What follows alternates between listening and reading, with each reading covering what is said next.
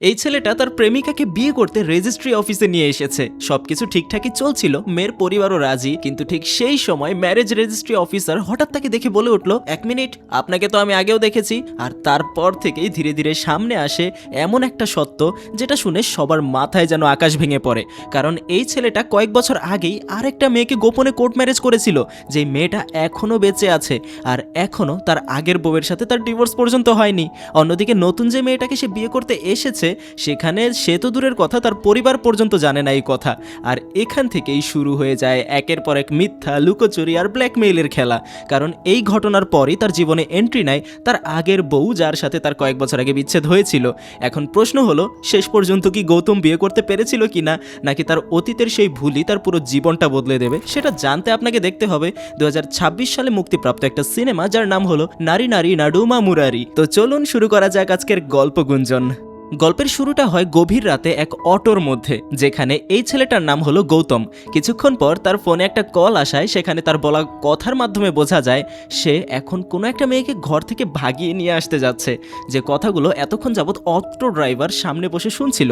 আর কিছুক্ষণ পর বলে ওঠে, কি স্যার, লাভ কেস? গৌতম বলে, হ্যাঁ ভাই, পাত্র মন্দিরে অপেক্ষা করবে, সকাল 6টার মধ্যে মেয়েকে মন্দিরে পৌঁছাতে না পারলে লগ্ন পেরিয়ে যাবে। এতে ড্রাইভার তাকে আশ্বস্ত করে বলে, আরে সমস্যা নেই, সলভ হয়ে যাবে, যা কিছু হয়ে যাক। গৌতম তাকে বারণ করে আর বলে, তুমি আমাদের জন্য এত কিছু করতে যাবে কেন? আমাদের মামলা আমরাই দেখে নেব। কিন্তু ড্রাইভার তাকে বলে সেও একটা মেয়েকে ভালোবাসতো, কিন্তু তাকে বিয়ে করতে পারেনি। তাই আজ যেহেতু একজনের ভালোবাসাকে পাইয়ে দেওয়ার সুযোগ এসেছে, সেটা সে হাতছাড়া করতে চায় না। কিছুক্ষণের মধ্যেই তারা এক বাড়ির সামনে এসে পৌঁছায় এবং তার জন্য বাহিরে অপেক্ষা করে। গৌতমের মেসেজ পেয়ে কাঁধে একটা ব্যাগ নিয়ে বেরিয়ে আসতে নেয় সে। আসলে আজকে মেয়ের বিয়ে হওয়ার কারণে বাড়ি আত্মীয়দের দিয়ে ভরে গিয়েছে। এদিক ওদিক যেখানে যে জায়গা পেয়েছে সেখানেই ঘুমিয়ে পড়ে আছে। সেজন্য কোণের বেরিয়ে আসতে একটু বেগ পেতে হচ্ছিল। হঠাৎ তার পায়ে ধাক্কা লেগে একটা পাতিল পড়ে যায় আর শব্দ সৃষ্টি হয়, যে শব্দে বাড়ির এক মুরব্বির ঘুম ভেঙে যায়। কোণে তখন কোনো মতে বাড়ি থেকে বেরিয়ে আসে, কিন্তু গেট টপকাতে গিয়ে সে মুরব্বির চোখে ধরা পড়ে যায়। এরপর আর কি, সবাইকে চেঁচিয়ে চেঁচিয়ে ঘুম থেকে তুলে ফেলে। আর বাড়ির ছেলেরা তখন বাইক নিয়ে গৌতমদের পিছনে লেগে পড়ে।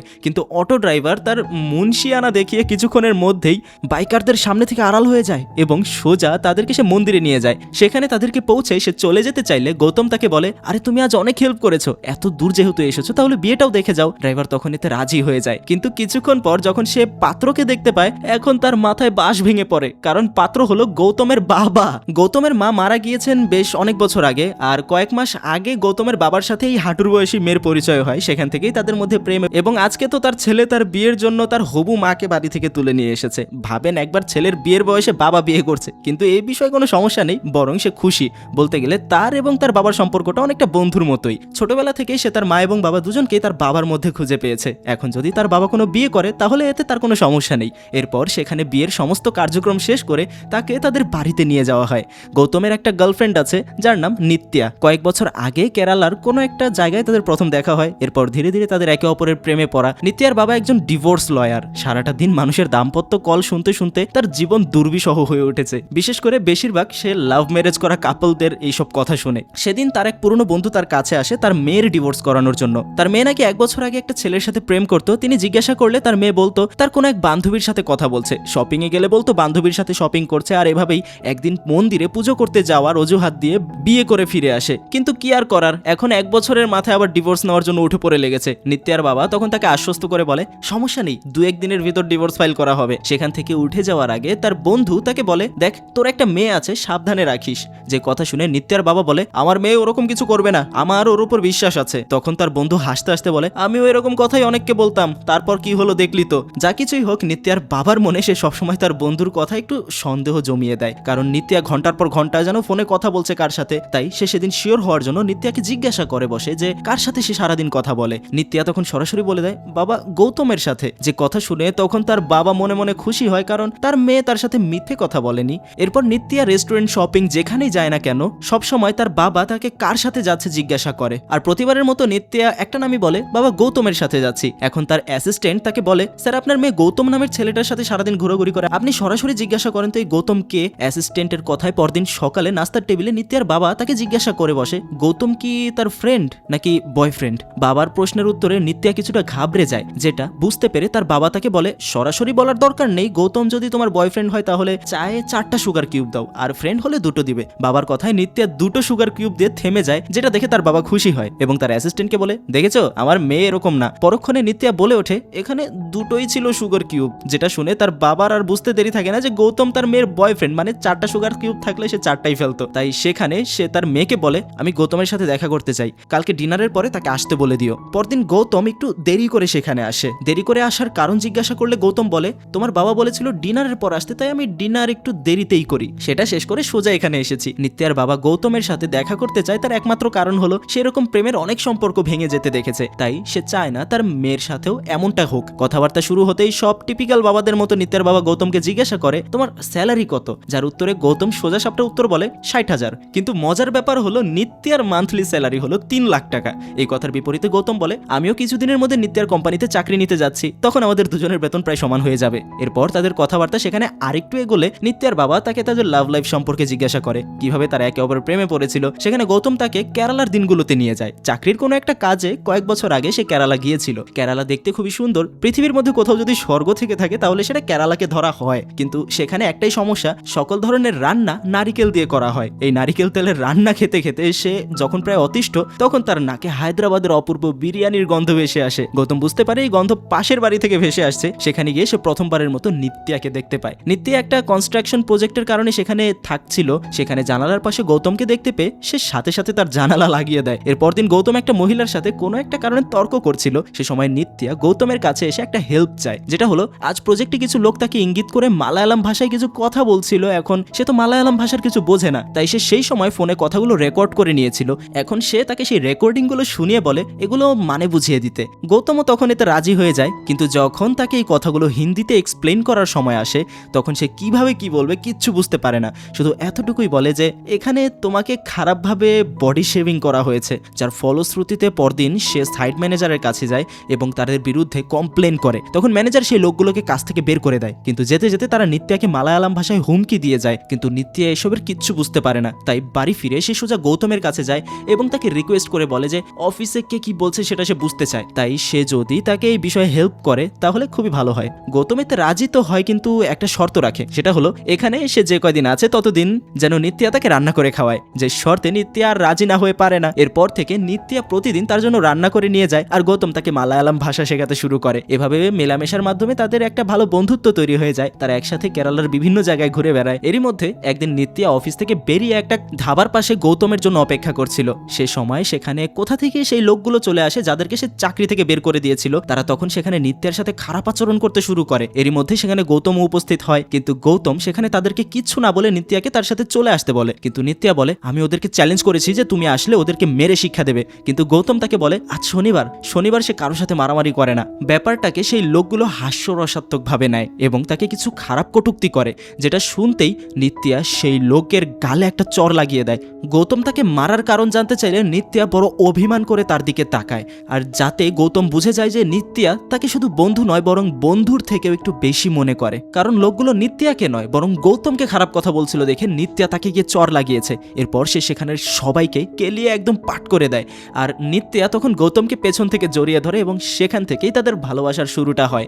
নিত্যার বাবা সে সময় তাদের এই কাহিনীটা শুনে রেগে ফেটে পড়ছিল, কারণ তার মেয়ে এইভাবে এতটা ক্রিঞ্জি ভাবে কারো প্রেমে পড়লো সেটা সে মানতেই পারছিল না। তারপরও সে নিজেকে শান্ত করে এবং গৌতমের সাথে পুনরায় কথা বলতে শুরু করে। এরই মাঝে সে তাকে জিজ্ঞাসা করে, তোমাদের মধ্যে কি কখনো ঝগড়া হয়েছিল? তখন গৌতম তাকে কিছুক্ষণ ভেবে বলে, না আমাদের মধ্যে কখনো ঝগড়া হয়নি। যে কথা শুনে নিত্যার বাবা বলে, তাহলে তোমাদের মধ্যে কখনো ভালোবাসাই হয়নি, তোমরা এখন শুধুমাত্র নিব্বি, কেননা ঝগড়া করে আবার পুনরায় মিলে যাওয়াই হলো প্রকৃত ভালোবাসা। পরবর্তীতে বিয়ের পরে যদি তোমাদের মধ্যে কখনো ঝগড়া হয় তাহলে তোমরা একে অপরকে তো ডিভোর্স দিয়ে দেবে, তাই আমি আমার মেয়ের বিয়ে তোমার সাথে দেব না। যে কথা শুনে গৌতম কিছুক্ষণ ভেবে বলে, আমাদের দুজনের মধ্যে একটা সমস্যা আছে, আর সেটা হলো আপনি। এই বলে সে সেখান থেকে চলে যায়। এরপর সে এই অদ্ভুত চিন্তা ভাবনা নিত্যাকে জানায়। এখন নিত্যা বুঝতে পারে না তার কোন দিকে যাওয়া উচিত, কিভাবে দুজনকে সামলাবে। নিত্যার বাবার কাছে রিজেক্টেড হয়ে গৌতম মন খারাপ করে বসেছিল। তখন তার বাবা এসে তার মন খারাপের কথা জিজ্ঞাসা করলে গৌতম তাকে সবকিছু খুলে বলে। তখন তার বাবা তাকে সাহস জুগিয়ে বলে, সমস্যা নেই, কেউ রাজি না হলে তার বাড়ি থেকে তাকে উঠিয়ে নিয়ে আসবো। সেখান থেকেই এরপর আমরা দেখতে পাই নিত্যার বাবার সাথে তার সেই বন্ধু আবার দেখা করতে এসেছে। আজ সাথে করে সে তার মেয়েকে নিয়ে এসেছে। সেখানে তার বন্ধু তাকে বলে, আমি কখনোই রাজি ছিলাম না এই বিয়েতে, কিন্তু ও আমাকে মিথ্যে কথা বলে পুজো করার নামে বেরিয়ে গিয়েছিল, বিয়ে করেছিল। সে সময় নিত্যা ঘর থেকে বেরোচ্ছিল, যাওয়ার সময় সে তো বাবাকে বলে আমি মন্দিরে যাচ্ছি, যেটা শুনে তার বাবা একদম ভয় পেয়ে যায়, কেননা তার বন্ধুর মেয়ে তো মন্দিরে যাওয়ার কথা বলে বিয়েটা করেছিল, তাই না? তাই সে তখনই তার অ্যাসিস্ট্যান্টকে নিয়ে নিত্যার পিছু করতে শুরু করে। সেখানে পৌঁছে তিনি দেখতে পান গৌতম ও নিত্যার গলায় মালা পরানো, যেটা দেখে সে তো বুঝে যায় তার মেয়েও পালিয়ে বিয়ে করে নিচ্ছে। আর কোনো দিকে না তাকিয়ে তিনি সোজা গৌতমের কাছে যায় এবং তাকে বলে, আমি বিয়েতে মত দিইনি বলে তোমরা পালিয়ে বিয়ে করে নেবে? নিত্যার বাবা এই কথা বলতে বলতেই পুরোহিত তাদের দুজনকেও দুটো মালা পরিয়ে দেয়। তখন তারা বুঝতে পারে মন্দিরে হয়তো কোনো বিশেষ প্রার্থনা চলছে, তাই আশেপাশে সবার গলাতেই মালা পরানো আছে। নিত্যা সবসময় গৌতমকে বলতো তার বাবা তাকে অনেক বিশ্বাস করে, আর আজ এখানে যেহেতু তার বাবা তাকে সন্দেহ করে বাড়ি থেকে এখান অব্দি ফলো করে এসেছে, তাই নিত্যার মনে খুব কষ্ট পায় সে এবং সেখান থেকে চলে যায়। বাড়িতে ফিরে এসে নিজেকে নিজের রুমে বন্দি করে নেয়। একটা দিন পেরিয়ে যায় কিন্তু নিত্যা রুম থেকে বেরোয় না, তাই তার বাবা বাধ্য হয়ে গৌতমের সাথে তার বিয়ে দিতে রাজি হয়ে যায়। প্রতিদিন তারা গৌতমের বাড়িতে যায় বিয়ের কথাবার্তা ফিক্সড করার জন্য। সেখানে নিত্যার বাবার গৌতমের ফ্যামিলি তেমন একটা পছন্দ হয় না, কিন্তু তারপরেও সেই বিয়েতে রাজি হয় শুধুমাত্র নিত্যার খুশির কথা চিন্তা করে। কিন্তু সে বিয়েতে একটা শর্ত রাখে, যেটা হলো বিয়ে কোনো মণ্ডপ কিংবা মন্দিরে হবে না, কোর্টে হবে। গৌতম প্রথমে এই শর্তে রাজি হয় না, কারণ সে চায় ধুমধাম করে কোনো একটা মন্দিরে যেন তাদের বিয়ে হয়। গৌতম রাজি হচ্ছে না দেখে নিত্যা তাকে সাথে করে একটু আড়ালে নিয়ে যায়, তাকে বোঝায় যে আমাদের বিয়ে হওয়াটা জরুরি, কিভাবে হলো সেটা জরুরি না, তাই তুমি রাজি হয়ে যাও। গৌতম তখন সেখানে নিত্যার কথা ফেলতে পারে না, রাজি হয়ে যায়। এরপর তাদের বিয়ের ডেট ফিক্স করা হয়, আগামী 6 মাস পর তাদের বিয়ে। এরপর কয়েকটা দিন বেরিয়ে যায়। নিত্যা যে কোম্পানিতে চাকরি করে সেই কোম্পানি থেকে গৌতমের জন্য কল আসে, আর গৌতম এর কয়দিন পর থেকে সেখানে জয়েন করে। এখন থেকে জামাই বউ একসাথে অফিসে চাকরি করবে। সেখান থেকে প্রথম দিনের কাজ শেষ হলে গৌতম সোজা একটা ট্যাটু সেন্টারে যায়, কারণ তার শরীরে একটা জায়গা থেকে ট্যাটু রিমুভ করতে হবে। সেখানে গেলে তার সাথে তার বাবার দেখা হয়ে যায়। সামনেই তার বাবার ম্যারেজ অ্যানিভার্সারি। সেখানে সে তার বউকে সারপ্রাইজ দেওয়ার জন্য তার বউয়ের নামে অর্থাৎ গৌতমের সৎ মা বর্তমান মায়ের নামে একটা ট্যাটু বানিয়েছে। সেখানে ট্যাটু রিমুভ করতে গিয়ে তার বাবার সাথে ধরা পড়ে যায় গৌতম, যেখানে গৌতমের বুকের বাঁ পাশে একটা মেয়ের নাম লেখা ছিল, নামটা হলো দিয়া। আর তার গল্প জানতে চান? তাহলে চলুন একটু কলেজ লাইফ থেকে ঘুরে আসি। দিয়া ছিল তার কলেজ লাইফের গার্লফ্রেন্ড। তার থেকেও বড় কথা, দিয়ার বাবা ছিল তাদের কলেজের ডিন। আর সবকিছু জেনেও গৌতম সবসময় দিয়ার পেছনে লেগে থাকতো, সেজন্য দিয়ার বাবা তাকে একদমই দেখতে পারতো না। এরই মধ্যে একদিন তারা দুজনে যখন বাইরে ঘোরাঘুরি করছিল, তখন তার বাবা তাদেরকে একসাথে দেখে ফেলেছিল। এরপর 1 সপ্তাহ তাদের মধ্যে কোনো যোগাযোগ থাকে না। 1 সপ্তাহ পর হঠাৎ একদিন দিয়া তাকে কল করে এবং এখান থেকে বের করার কোনো একটা উপায় বের করতে বলে। একদিন ভাবার পর গৌতম সিদ্ধান্ত নেয় তারা কোর্ট ম্যারেজ করবে। মানে হ্যাঁ, তার কলেজ লাইফের সেই গার্লফ্রেন্ডের সাথেও সে কোর্ট ম্যারেজ করার সিদ্ধান্তই নিয়েছিল। সেই অনুযায়ী তারা পরদিন কোর্টেও যায়, কিন্তু দিয়া এভাবে বিয়ে করতে চায় না, কারণ তার মতে দুটো সাইন করলেই কখনো কারো বিয়ে হতে পারে না। বিয়েতে সুখ থাকতে হলে প্রয়োজন আত্মীয় স্বজনের আশীর্বাদ, যেটা এভাবে বিয়ে করার মাধ্যমে থাকে না। কিন্তু গৌতম তাকে এই বলে আশ্বস্ত করে যে এটা জাস্ট ফর্মালিটি, যেন কেউ তাদেরকে আলাদা করতে না পারে। কয়েকদিন পর তারা সবার আশীর্বাদ নিয়ে ধর্মীয় রীতিনীতি অনুযায়ী বিয়ে করবে। এরপর সবকিছু ঠিকঠাকভাবেই চলছিল, কিন্তু ম্যারেজ লয়ার বারবার দিয়াকে বোঝানোর চেষ্টা করছিল যে এভাবে যেন সে বিয়ে না করে। এসব শুনে গৌতম তাকে ধমক দিয়ে বলে, আপনার যেই কাজ সেটা করুন, আর আমরা প্রাপ্তবয়স্ক, আমাদের সিদ্ধান্ত আমরা নিজেরাই নিতে পারবো। যে কথা শুনে লয়ার আর কোনো কথা না বাড়িয়ে বিয়ের সমস্ত ফর্মালিটি পূরণ করে। এরপর চলে যাওয়ার সময় গৌতম সেই লয়ারকে চ্যালেঞ্জ দিয়ে বলে, আমরা পৃথিবীর সেরা কাপল হব, আর এটা আমি না আপনি বলবেন ভবিষ্যতে কখনো যদি আমার দেখা হয় তাহলে। এরপর কেটে যায় কয়েকটা মাস। কোনো একটা কারণে হঠাৎ তাদের ব্রেকআপ হয়ে যায়।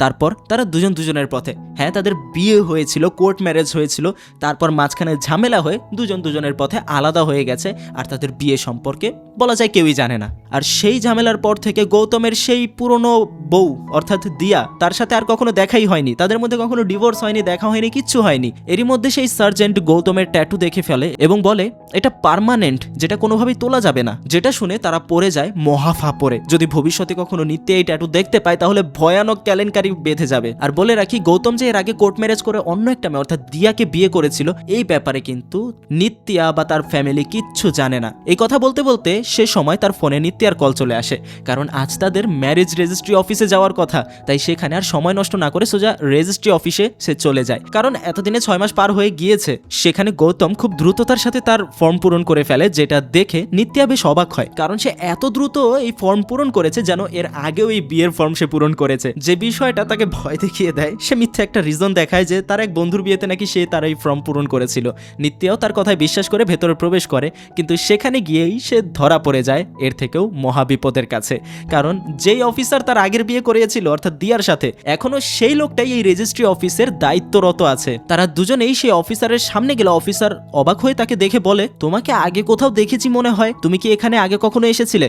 গৌতম যখন তাকে না করতে যাবে তখন নিত্যা বলে ওঠে ওর বন্ধুর বিয়ের জন্য এসেছিল। সে সময় নিত্যা পরিস্থিতি সামাল দেওয়াতে গৌতম কোনোভাবে সেখান থেকে বেরিয়ে আসতে পারে। গৌতম এতে বেশ খুশি হয়, কারণ যেই মহাবিপদে সে পড়েছিল, যাক ভালো হয়েছে তাকে কেউ চিনতে পারেনি। ঠিক সেই সময় রেজিস্ট্রি অফিস থেকে গৌতমকে কল করা হয় এবং বলে তাদের দেওয়া ফাইলে কোথাও আধার কার্ডের কপি খুঁজে পাওয়া যাচ্ছে না। তাই সেজন্য গৌতম আবারও ম্যারেজ রেজিস্টার অফিসে যায়। সেখানে গেলে সে অফিসার তাকে বলে, তোমাকে আমি সেদিনই চিনে ফেলেছিলাম, কিন্তু সবার সামনে কিছু বলিনি। এখন যেহেতু তুমি দ্বিতীয় বিয়ে করতে চলেছো, তাহলে আগের বিয়ের ডিভোর্স সার্টিফিকেটটা সাবমিট করতে হবে, তা না হলে বিয়ে করা যাবে না। কিন্তু এখন গৌতম পড়ে যায় ভয়ঙ্কর চিপায়, কারণ দিয়া কোথায় আছে সে এই নিয়েও কিছু জানে না। গৌতম তখন সে অফিসারকে কিছু টাকা অফার করে যদি কোনোভাবে সে ম্যানেজ করতে পারে, কিন্তু অফিসারকে বলা সেদিনের চ্যালেঞ্জগুলো তার ইগোতে লেগেছিল সেই প্রথম বিয়ের সময়, তাই সে গৌতমকে কিছুতেই ছাড়বে না। এদিকে নিত্যার বাবা নিত্যাকে বিয়ের ব্যাপারে জিজ্ঞাসা করলে সে জানায় আগামী এক সপ্তাহের ভেতরে হয়তো বিয়ের ডেট দিয়ে দেবে। আর গৌতম ও তার বাবা মিলে সোশ্যাল মিডিয়াতে দিয়ার আইডি খুঁজতে ব্যস্ত হয়ে পড়ে, কোনোভাবে যদি তাকে রিচ করা যায়, কিন্তু তারা কিছুতেই দিয়ার কোনো হুদিশ পায় না। এক প্রকার ব্যর্থ হয়ে তারা সে সময় মন্দিরে যায় সাহায্য চাইতে। সেখানে কাকতালীয়ভাবে দিয়ার সাথে সেদিন গৌতমের দেখা হয়ে যায়। গৌতম তখন তার কাছে ক্ষমা চায় আর ঘুরিয়ে পেঁচিয়ে বলার চেষ্টা করে যে তাকে যেন সে ডিভোর্স দিয়ে দেয়, কিন্তু দিয়া সেখানে তার কোনো প্রশ্নের উত্তর দেয় না। গৌতম দিয়ার গলার মঙ্গলসূত্র দেখে বুঝতে পারে দিয়ার হয়তো বিয়ে হয়ে গেছে।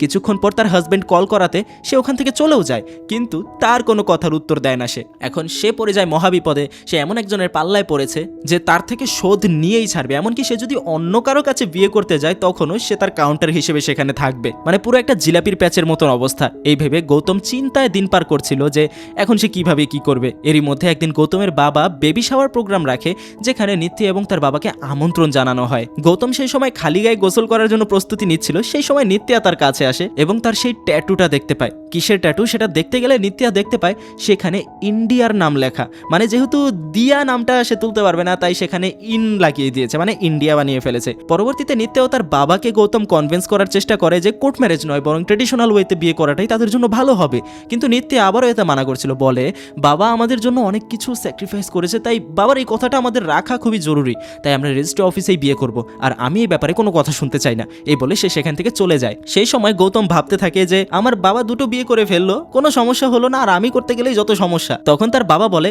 আমি আমার প্রথম বউ মারা যাওয়ার পর বিয়ে করেছি, তাই কোনো সমস্যা হয়নি। এখন গৌতমের মাথায় একটা দুষ্টু বুদ্ধি আসে। সেদিন সে রাতে ওই ম্যারেজ রেজিস্ট্রি অফিসারের বাড়িতে যায় দিয়ার একটা নকল ডেথ সার্টিফিকেট নিয়ে, এবং সেখানে গিয়ে কান্না করতে শুরু করে, যেটা দেখে অফিসারের মন গলে যায়, কারণ তার বউও কয়েক বছর আগে মারা গিয়েছিল আর গৌতমের কষ্টটা সে বুঝতে পারছে। তাই সে সিদ্ধান্ত নেয় গৌতম ও নিত্যার বিয়ের মধ্যে সে আর কোনো বাধা হয়ে দাঁড়াবে না। যাই হোক, এই পর্যায়ে গল্পে একটা নতুন চরিত্রের আগমন হয় যার নাম শেখর।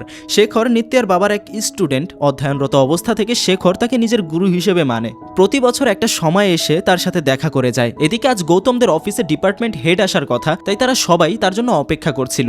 আর কিছুক্ষণ পর যখন সেখানে তাদের বস আসে, গৌতমের চোখ তো একদম সেই রকম বড় বড় হয়ে যায়, কারণ তাদের বস গৌতমের এক্স ওয়াইফ দিয়া। একের পর এক বিপদ যেন তার জন্য অপেক্ষা করেই যাচ্ছে। পাস্ট ওয়াইফ এখন ফিউচার ওয়াইফ, তার অতীতের বউ এখন তার বস হয়ে হাজির হয়েছে। এখন ব্যাপারটা কোন দিকে যেতে চলেছে আপনারাই কল্পনা করুন। গৌতম এবং নিত্যা যখন একটু একা সময় কাটাতে চায়, সেই সময় কাবাবের হাড্ডির মতো সেখানে দিয়া উপস্থিত হয়, যেটা নিত্যার কাছে নর্মাল লাগলেও গৌতমের কাছে সেটা যেন দম বন্ধ হওয়ার মতো পরিস্থিতি তৈরি করে। সেদিন বিকালে রেজিস্ট্রি অফিসে গৌতমকে কল করে জানায় বিয়ের সমস্ত ডকুমেন্টস অন গোয়িং আছে, মাসের শেষে হয়তো ডেট দেওয়া যাবে। যে কথা শুনে গৌতম বেশ খুশি হয়, যে জন্য তারা রাতের বেলা একটা পার্টির আয়োজন করে। এজন্য তারা তিনজন নিজেদের পছন্দ অনুযায়ী টিটি পানি কিনতে যায়। কেনাকাটা শেষ হওয়ার পর তারা যখন গাড়ির জন্য পার্কিংয়ে আসে, সেখানে তারা দিয়াকে দাঁড়িয়ে থাকতে দেখতে পায়। গৌতম প্রথম এটাকে একটা ইলিউশন হিসেবে দেখার চেষ্টা করে আর বোঝানোর চেষ্টা করে আমিও মাঝে মাঝে দিয়াকে লাল শাড়িতে দেখতে পাই, যেটা অফিসারও বিশ্বাস করে নেয়। কিন্তু পর মুহূর্তেই যখন সে দেখতে পায় দিয়া কারোর সাথে কলে কথা বলছে, তখন তার মনে একটু সন্দেহ জন্মায়। শিওর হওয়ার জন্য সে তার সামনে যায় এবং অদ্ভুত কিছু প্রশ্ন জিজ্ঞাসা করে, যেগুলো শুনে দিয়া রেগে গিয়ে তার গালে একটা চর দিয়ে বসে। অফিসারের আর কিছু বুঝতে দেরি থাকে না যে দিয়ার মৃত্যু আর ডেথ সার্টিফিকেটটা গৌতমের বানানো একটা মিথ্যা জাল, যার মূল উদ্দেশ্য ছিল তাকে বোকা বানিয়ে বিয়ে করিয়ে নেওয়া। এরকম একটা বিব্রতকর পরিস্থিতিতে পড়ে গেছে দেখে গৌতম দিয়াকে বলে আমি তোমাকে বিরক্ত করতে চাইনি, তাই তোমার একটা মিথ্যা ডেথ সার্টিফিকেট বানিয়ে ওনাকে দিয়েছি, সেজন্য আমি তোমার কাছে ক্ষমা চাইছি। যে কথা শুনে দিয়া একটু হেসে বলে তুমি ক্ষমাও চাইতে জানো, যে কথার মাধ্যমে গল্প আবারও বেশ কয়েক বছর অতীতে চলে যায়। ঘটনা তখন দিয়া এবং গৌতমের কোর্ট ম্যারেজের কয়েকদিন পরের। দিয়া তার বাবাকে কোনোভাবে তাদের বিয়ের জন্য রাজি করিয়ে নিয়েছিল, কিন্তু সেখানে তার বাবা তার কাছে একটা শর্ত রাখে, সেটা হলো গৌতমকে সবার সামনে তার কাছে ক্ষমা চাইতে হবে। গৌতম তখন দিয়ার বাবার দেওয়া শর্তে রাজি হয়ে যায়। এর পরদিন ছিল কলেজের অ্যানুয়াল প্রোগ্রাম, যেখানে সবার শেষে গৌতম স্টেজে উঠে এবং বলতে লাগে আমাদের ডিন এই কলেজের অনেক উন্নয়ন করেছে, কিন্তু সেই ফলশ্রুতিতে আমরা তাকে সঠিক সম্মান দিতে পারিনি। এরকমটা ওনার মেয়ে আমাকে বলেছেন, আমি তার জন্য ক্ষমা চাই। মেয়েকে মাঝে রেখে আমাকে দিয়ে সরি বলানোটা ভালো আইডিয়া। এই বলে সে স্টেজ থেকে নেমে যায়। সেদিন প্রোগ্রামের পর দিয়া গৌতমের ওপর অনেক রাগ দেখায় আর বলে তোমার তোমার যদি ক্ষমা চাওয়ার ইচ্ছা নাই থাকতো তাহলে আমাকে প্রথমে না করে দিতে, এরকমটা বলার দরকার কি ছিল? কিন্তু তারপরেও সে নিজেকে শান্ত করে বলে এখনো সময় আছে, আমার বাবার কাছে গিয়ে ক্ষমা চাও, তাহলে উনি আমাদের বিয়েটা মেনে নেবে। কিন্তু গৌতম তার কথায় রাজি হয় না, উল্টো বলে আমি ক্ষমা চাইতে পারবো না, আর আমাদের তো বিয়ে হয়ে গেছে, তো এখন এত বাধা কিসের? দিয়া তখন তাদের এই বিয়েকে অস্বীকার করে বলে এটা কোনো বিয়ে না, বরং দুটো সাইন ছিল, আর আমি এমন কোনো মানুষের সাথে থাকতে চাই না যার কাছে আমার ভালোবাসার চেয়ে ইগোটাই বড় হয়ে দাঁড়ায়। এই বলে সে সেখান থেকে চলে গিয়েছিল। এখন যেহেতু দিয়া নিজেই এই বিয়ে মানতে রাজি না, তাই তারা এরপর আর কখনো ডিভোর্সের আবেদন পর্যন্ত করেনি। সেখান থেকেই তাদের দুজনের আলাদা হয়ে যাওয়া। ঘটনা আবারও বর্তমানে ফিরে আসে। এর পরদিন রেজিস্ট্রার অফিসে গৌতম ও নিত্যাকে তারা একসাথে ডাকেন এবং এই মাসের 20 তারিখে বিয়ের ডেটটা কনফার্ম করা হয়। এরপর নিত্যা একটু বাইরে গেলে গৌতম অফিসারকে ধন্যবাদ দিয়ে বলে আমি তো ভেবেছিলাম আপনি বিয়েটা ক্যান্সেল করে দেবেন। এ কথার বিপরীতে অফিসার বলে 20 তারিখের আগে ডিভোর্স সার্টিফিকেট না আনলে বিয়ে সত্যি সত্যি ক্যান্সেল হয়ে যাবে। কিন্তু এখন এর থেকে বাঁচার জন্য গৌতম আর তার বাবা মিলে একটা ডিভোর্স লয়ারের কাছে যায়, যে লয়ারটা হলো শেখর। সেখানে সে তাকে সমস্ত ঘটনা খুলে বলে আর 20 তারিখের আগে ডিভোর্স করিয়ে দিতে বলে। শেখর তাদের জানায় ডিভোর্সের ব্যাপারটা এতটা সহজ নয়, তারপরেও সে চেষ্টা করবে। যাই হোক, সেখানে কথাবার্তা শেষ হওয়ার পর গৌতম এবং তার বাবা বেরিয়ে আসে, কিন্তু সেখানে তাদের সাথে নিত্যার বাবার দেখা হয়ে যায়। নিত্যার বাবা তাদেরকে এখানে আসার কারণ জিজ্ঞাসা করলে তারা বুঝতে পারে না কি বলবে। পরিশেষে কোনো উপায় না পেয়ে গৌতম বলে ওঠে আমার বাবার ডিভোর্স করাতে হবে, যেটা শুনে নিত্যার বাবা অনেকটা রেগে যায় এবং সাথে সাথে নিত্যাকে এখানে ডেকে নিয়ে আসে আর বিয়ে ভেঙে দেওয়ার কথা বলে। কারণ এরকম একটা পরিবারের সাথে সে কিভাবে তার মেয়ের বিয়ে দিবে? প্রথমে হাঁটুর বয়সে একটা মেয়েকে বিয়ে করেছে, কিছুদিন আগেই তাদের বেবি শাওয়ার গেল, এখন আবার ডিভোর্স। এই প্যাচ থেকে বের হওয়ার জন্য গৌতম বলে আমার বাবার শাস্তি আমাকে কেন দেবেন? মানে একটা আটকাতে গিয়ে আরেকটা ঝামেলা বাঁধিয়ে দিল। সে বলছে আমি তো দোষ করিনি। এখন নিত্যার বাবা যেহেতু লয়ার আর আইনে একজনের শাস্তি আরেকজনকে দেওয়া যায় না, তাই তিনি বিয়ে ভেঙে দেওয়ার সিদ্ধান্ত থেকে বেরিয়ে আসেন। অফিসে পরদিন দিয়াকে একা পেয়ে গৌতম তার কাছে যায় এবং ডিভোর্স লেটারটা বের করে বলে এখানে একটা সাইন করে দাও। কিন্তু দিয়া সেখানে সাইন করবে না বলে জানিয়ে দেয়। কিন্তু গৌতম তো এভাবে বসে থাকবে না, তাই সে অফিসের কিছু ডকুমেন্ট দিয়ার সাইনের ছবি তুলে নেয় এবং সেটাকে ডিভোর্স পেপারে নকল করে দেয়। কিন্তু নকল করা অবস্থায় দিয়ার কাছে সে ধরা পড়ে যায়। গৌতম তখন সেখানে একটু ভেবাচাকা খেয়ে যায়। সেই সময় তাদের কথা বলা অবস্থায় নিত্যা সেখানে এসে হাজির হয় আর দিয়া তখন সেখানে ডিভোর্সের ব্যাপারটা আড়াল করার জন্য ডিভোর্স পেপারটা নিজের কাছে নিয়ে নেয়। তারা কি ব্যাপার নিয়ে কথা বলছে জানতে চাইলে গৌতম তাকে বলে কালকে তোমার বার্থডে প্রোগ্রামের আমি ম্যাডামকে নিমন্ত্রণ জানাচ্ছিলাম। আর তারপর চলে আসে কালকের দিন। নিত্যার জন্মদিন উপলক্ষে পুরো বাড়িটা সেদিন সেজে উঠেছিল। এরই মধ্যে সেখানে সুইট কাপল হিসেবে এন্ট্রি নেয় গৌতমের বাবা এবং তার সৎ মা। তাদের দুজনের মধ্যে থাকা কেমিস্ট্রি দেখে মনে হচ্ছিল না যে দুদিন আগে তারা ডিভোর্সের জন্য অ্যাপিল করতে গিয়েছিল। মানে ডিভোর্সের বিষয়টা তো এখন সে বানিয়ে বলেছে, কিন্তু বাকিরা তো এমনটাই ভাবছে, তাই না? যে ব্যাপারটা নিত্যার চোখেও বাজে। তাই সে গৌতমকে এই ব্যাপারে জিজ্ঞাসা করে যে ওনাদের দেখে তো মনে হচ্ছে না বিচ্ছেদ হতে চলেছে। তখন গৌতম তাকে আরো একটা মিথ্যা কথা বলে যে এই আমি আমার বাবাকে বলেছি যেন বিয়ে পর্যন্ত তারা একসাথে থাকে, তাই তারা হয়তো এখানে সবার সামনে অ্যাক্টিং করছে। কিছুক্ষণ পরে সে পার্টিতে উপস্থিত হয় শেখর। নিত্যার বাবা শেখরের সাথে গৌতমের পরিচয় করিয়ে দেওয়ার জন্য তাকে তার কাছে নিয়ে আসে। এখানে গৌতমকে প্রথম দৃষ্টিতেই সে চিনে ফেলে। শেখর গৌতমকে হুমকি দিয়ে বলে তোর কত বড় সাহস, একটা বউ থাকা সত্ত্বেও তুই আমার গুরুর মেয়েকে বিয়ে করার চিন্তা ভাবনা করছিস। তখন গৌতম কনফিডেন্সের সাথে কথা বলে শ্বশুর মশাই সবই জানেন, কিন্তু শেখর তার কথা মানতে নারাজ। যেটা দেখে গৌতম তার বাবাকে নিয়ে নিত্যার কাছে যায়। এখন তাকে জিজ্ঞাসা করে আপনি আগের বিয়ে সম্পর্কে জানতেন না? নিত্যার বাবা উত্তর দেয় হ্যাঁ ডিভোর্সের ব্যাপারে জানি। তিনি আবার উত্তর দেন হ্যাঁ। আসলে নিত্যার বাবা এইভাবে উত্তর দিচ্ছিলেন যে প্রশ্নগুলো গৌতমের বাবার জন্য করা হচ্ছে, আর তিনি তো গৌতমের বাবার প্রথম বিয়ে এবং ডিভোর্স সম্পর্কে জানেনি। সেখানে ব্যাপারটা খারাপ দিকে না গেলেও গৌতমের বাবা এবং বন্ধুর মধ্যে কথাবার্তাগুলো সেখানে থাকায় একজন ওয়েটার শুনে ফেলে। সেই ওয়েটারটা হলো আবার সেই গল্প শুরু হওয়ার সময় যে অটো ড্রাইভারটা দেখেছিলাম, সেই অটো ড্রাইভার। সে এখন অটো চালানো ছেড়ে দিয়ে এখন এই কাজ করছে। সে আজও মনে করে সেদিন গৌতমকে সাহায্য করাটা তার জীবনের সব থেকে বড় ভুল। তাই সে আজ তার সেই ভুলের প্রায়শ্চিত্ত করার জন্য গৌতমের সৎ মায়ের কাছে যায় এবং তাকে ডিভোর্সের সব ঘটনা খুলে বলে যে ওই বুড়ো লোকটা এখন তোমাকে ডিভোর্স দিতে চাচ্ছে। গৌতমের বাবা তখন এই ব্যাপারটা সামাল দেওয়ার জন্য সেখানে আসে এবং ওয়েটারের সব কথা অস্বীকার করে বলে এগুলো সব মিথ্যা কথা। সে সময় নিত্যাও সেখানে দিয়ে যাচ্ছিল এবং তাদের কথাবার্তাগুলো শুনে নেয়। এরপর কি নিত্যা সেখানে রাজসাক্ষী হিসেবে হাজির হয় এবং বলে আমি এবং আমার বাবা দেখেছি ওনাকে ডিভোর্সের জন্য কোর্টের আশেপাশে চক্কর কাটতে। ব্যাস শেষ। সৎ মা তখন আর সেখানে এক দণ্ড না দাঁড়িয়ে কাঁদতে কাঁদতে বেরিয়ে যায়। আর বাড়িতে ফিরে গৌতমের বাবা সারাদিন স্যাড হয়ে বসে থাকে।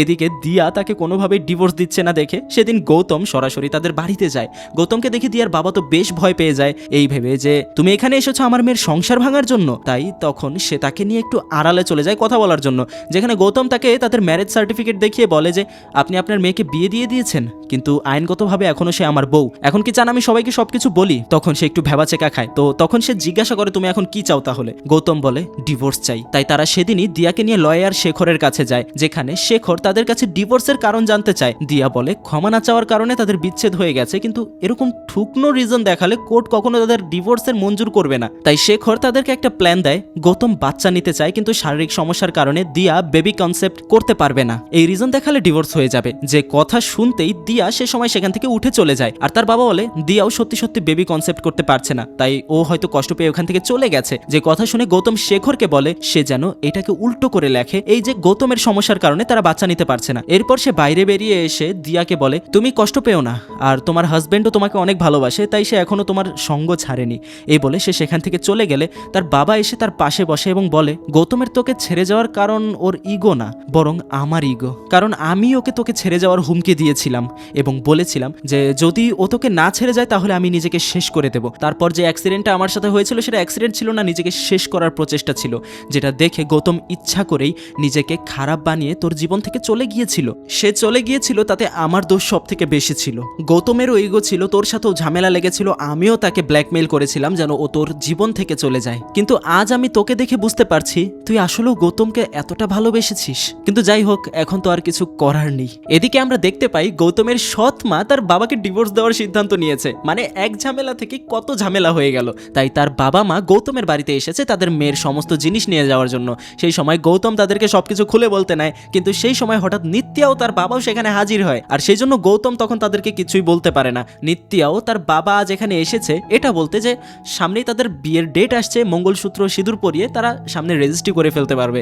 যেটা শুনে গৌতম মোটেও খুশি হয় না, কারণ সে তো ম্যারেজ রেজিস্ট্রি অফিসেই যেতে চায় না এখন। সেই সময় তার বন্ধু নাচতে নাচতে তাদের সামনে আসে, বলতে লাগে রিপোর্ট চলে এসেছে। আর একবার মনে করুন এটা কিসের রিপোর্ট? এটা হলো তার ফার্টিলিটি রিপোর্ট, যেই রিপোর্টটা দেখিয়ে সে তার আগের বউয়ের সাথে অর্থাৎ দিয়ার সাথে তার ডিভোর্স করাবে। কিন্তু ঘটনাবশত নিত্যার বাবা দেখে জানতে চায় কিসের রিপোর্ট, তখন গৌতমের বন্ধু ভুল করে বলে ফেলে ফার্টিলিটি রিপোর্ট। এখন সে শুনতেই তিনি বন্ধুর কাছ থেকে রিপোর্টটা নিয়ে দেখতে শুরু করে। এখানে গৌতমের নাম লেখা, যেখানে লেখা ছিল গৌতম কখনোই বাবা হতে পারবে না। নিত্যার বাবা আরেকটা সুযোগ পেয়ে যায় বিয়ে ভাঙার জন্য, কিন্তু নিত্যা এখানে গৌতমের পক্ষে গিয়ে বলে আমি গৌতমকে ভালোবেসেছি বাচ্চা নেওয়ার জন্য না, শুধু বাচ্চা আমরা অ্যাডাপ্ট করে নিতে পারবো। সেই সময় গৌতম বুঝতে পারে নিত্যা তাকে কতটা ভালোবাসে। মেয়েদের জীবনে অনেক বড় একটা স্বপ্ন থাকে, সে মা হবে। আর আজ নিত্যা জেনে বুঝে তার এই স্বপ্নের ইতি টানতে প্রস্তুত। অবশ্য এটা যে মিথ্যা জিনিস এটা শুধুমাত্র তারাই জানে, নিত্যা তার বাবা জানে না। শুধুমাত্র গৌতমের জন্য সে এত কিছু করবে।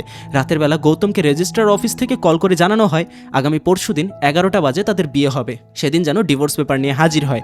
যদি এর আগে ডিভোর্স পেপার জমা না দেওয়া হয় তাহলে কিন্তু বিয়ে হবে না, আর নিত্যার সামনে সব খোলাসা হয়ে যাবে। এর কিছুক্ষণ পর শেখর তাকে কল করে বলে পরশু 10:30 বাজে তোমার ডিভোর্স হিয়ারিং। ঠিক সেই সময় গৌতমের বাবাকে তার বউ কল করে জানায় ওই দিনই 10টায় তার ডিভোর্স হিয়ারিং, মানে বাপ ছেলের একসাথে ডিভোর্স হবে। এরপর চলে আসে ডিভোর্স আর বিয়ের দিন। নিত্যা আর তার বাবা ম্যারেজ রেজিস্ট্রার অফিসে যাওয়ার জন্য প্রস্তুতি নিতে শুরু করে। সে সময় শেখর তাকে কল করে জানায় আপনার মেয়ের জামাইয়ের ডিভোর্স রায় আজকে দেওয়া হবে, এবং সেখান থেকে কেসের সমস্ত ডকুমেন্ট সে পাঠিয়ে দিয়েছে। অর্থাৎ আবারও সবকিছুর খোলাসা হয়ে গেল। যেই ভয়টা সে পাচ্ছিল সেই ভয়টা হয়ে গেল। এখন নিত্যার বাবা নিত্যাকে জিজ্ঞাসা করে সে এখন কি করতে চায়। নিত্যা ম্যারেজ রেজিস্ট্রি অফিসে যাওয়ার সিদ্ধান্ত নেয়। সে গৌতমের তৈরি এই নাটকের শেষটা দেখতে চায়। সময় পার হয়ে যায় গৌতমের বাবার কেসের হিয়ারিং এর। জজ গৌতমের বাবার বয়স দেখে ডিভোর্স পেপারে সাইন করতে যায়, তখন তিনি জজকে থামিয়ে তার বউকে সমস্ত ঘটনা খুলে বলে, এমনকি তার বুকে করা ট্যাটুটাও দেখায়। আর সেখানে অল্পের মধ্যেই তারা বিষয়টা বুঝতে পারে এবং ঝামেলা শেষ হয়ে যায়। এরপর শুরু হয় গৌতম এবং দিয়ার হিয়ারিং, যেখানে খুবই অল্প সময়ের মধ্যে তাদের ডিভোর্স হয়ে যায়। আর গৌতম তখন সেই কাগজ নিয়ে সোজা ম্যারেজ রেজিস্ট্রি অফিস পৌঁছে যায়, যেখানে সবাই তার জন্য অপেক্ষা করছিল। গৌতম আজ অনেক খুশি, কারণ আজকে এত যুদ্ধের পর তাদের বিয়ে হতে চলেছে। কিন্তু নিত্যার মধ্যে সে আনন্দটা খুঁজে পাওয়া যাচ্ছে না। তার চোখে মুখে শুধু একটাই প্রশ্ন, কেন গৌতম তার সাথে এমনটা করেছে, কেন তাকে কিছু বলল না? সে কি এতটাই অবুঝ ছিল যে গৌতমের এই সত্যিটা সে বুঝতে পারতো না? গৌতম যে ব্যাপারটা আন্দাজ করতে পারে এবং সাইন করতে গিয়েও থেমে যায়, এবং সেখানে সে সবার সামনে তার জীবনের এই না বলা সত্যটা উন্মোচন করে এবং তার কাছে ক্ষমা চেয়ে বলে আমি চাইনি আমাদের সম্পর্কটা কোনো মিথ্যে দিয়ে শুরু হোক, এতে আমরা কখনো সুখী হতে পারতাম না, পারলে আমাকে ক্ষমা করে দিও। এই বলে সে ওখান থেকে চলে যায়। এরপর কেটে যায় কয়েকটা দিন। নিত্যা বুঝতে পারে গৌতমকে ছাড়া সে থাকতে পারবে না, তাই সে তাকে ক্ষমা করে দেয় আর সকল ইগোকে একপাশে সরিয়ে রেখে তার বাবাকে গিয়ে গৌতমের বাড়িতে যায়। অবশেষে এবার হয়তো তাদের বিয়েটা হবে, কোনো ম্যারেজ রেজিস্ট্রি অফিসে না, ধুমধাম করে অনেক লোকের সমাগমে তাদের বিয়েটা হয়তো এবার হয়ে যাবে। কারণ আর যাই হোক গৌতম তার ভুলটা স্বীকার করেছে। একদম শেষে ঠিক আছে, কিন্তু সে বলেছে তো তার কাছে, সে মিথ্যার মাধ্যমে তো তাদের সম্পর্কটা শুরু করেনি। আর এই বিষয়টাই নিত্যার মনে প্রভাব ফেলেছে, তাই সে সমস্ত ঘটনা জেনেও তাকে ক্ষমা করে দিয়েছে এবং তাকে বিয়ে করতে রাজি হয়। আর এখানেই শেষ হয়ে যায় আজকের গল্পটা। তো কেমন লাগলো আজকের গল্পটা দেখলেনি তো, মানে বিয়ে করার জন্য যে এত ঝামেলা হতে পারে, মানে ছেলে যে বিয়ে করবে, ছেলে বিয়ে করার কারণে বাবার ডিভোর্স পর্যন্ত হয়ে যাচ্ছিল। ভাবুন একবার। আমার কাছে গৌতমের সৎ মায়ের বিষয়টা খুব মজার লেগেছে। বাহ, যাক, সমস্যা নেই, আপনারাও জানাতে পারেন আপনাদের মতামত। আর উপরে স্ক্রিনে আরও একটা ভিডিও ভেসে উঠেছে, খুবই মজার গল্প, ক্লিক করে দেখা শুরু করুন। ধন্যবাদ।